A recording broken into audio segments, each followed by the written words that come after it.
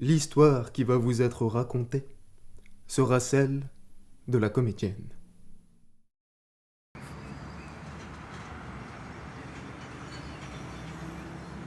Pour elle, la vie est un théâtre où chacun a son rôle à jouer, avec un objectif de jeu à atteindre, avec les moyens que l'on possède, en supposant que ces moyens... Bonjour, comment allez-vous? Bien. Et vous?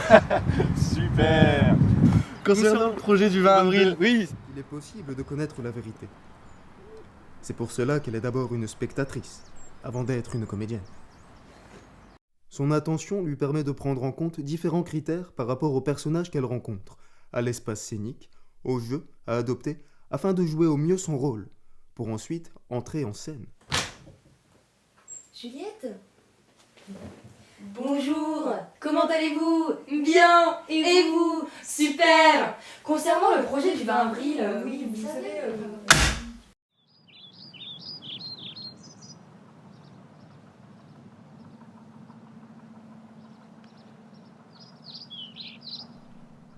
Elle empile et complète ses rôles à chaque instant. À chaque individu qu'elle voit, qu'elle entend, qu'elle sent et qui manifeste son caractère du moment à un instant précis, qui joue un rôle. Parfois, l'espace scénique se révèle être plus large, apportant de nouveaux partenaires de jeu. Ah, vas-y, j'en ai marre. Tu t'appelles? Ophélie.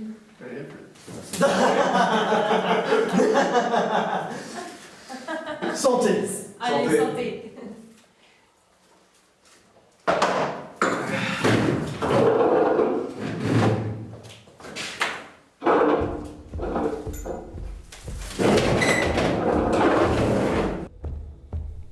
Qui propose une impro. En impro, il faut savoir réagir aux demandes de ses partenaires de jeu, afin de ne pas troubler la cohérence et le rythme de la scène, quitte à retourner en coulisses pour revenir avec le rôle adéquat, avec un texte convenable et cohérent.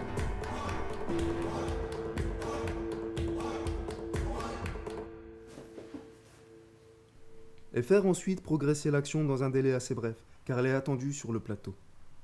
Les coulisses, qui s'avèrent être un autre espace de jeu, lui permettent de s'approprier... C'est la vie, comme on dit, hein. Tais-toi, tu me gonfles, tu sais ce que tu fais, tu sais pourquoi tu le fais. Ah, tu me diras, y a pas de pourquoi, y a juste à faire. Pff, mon cul, tu sais juste pas pourquoi. Toi aussi t'as un rôle à jouer. Eh ouais, toi aussi t'es fait.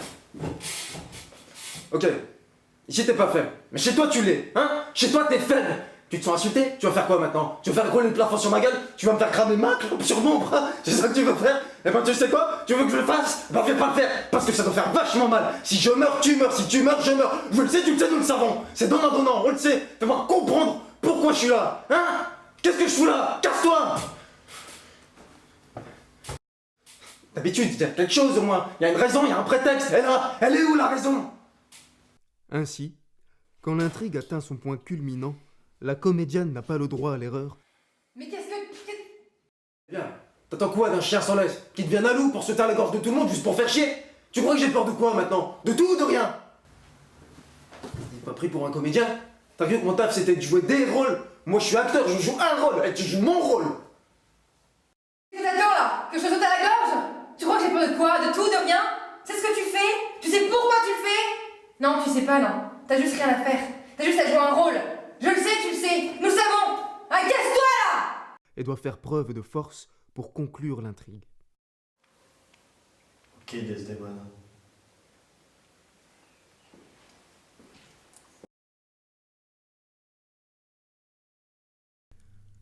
Ainsi s'achève cette scène, cet acte, cette pièce, ou plus simplement, cette histoire de la comédienne.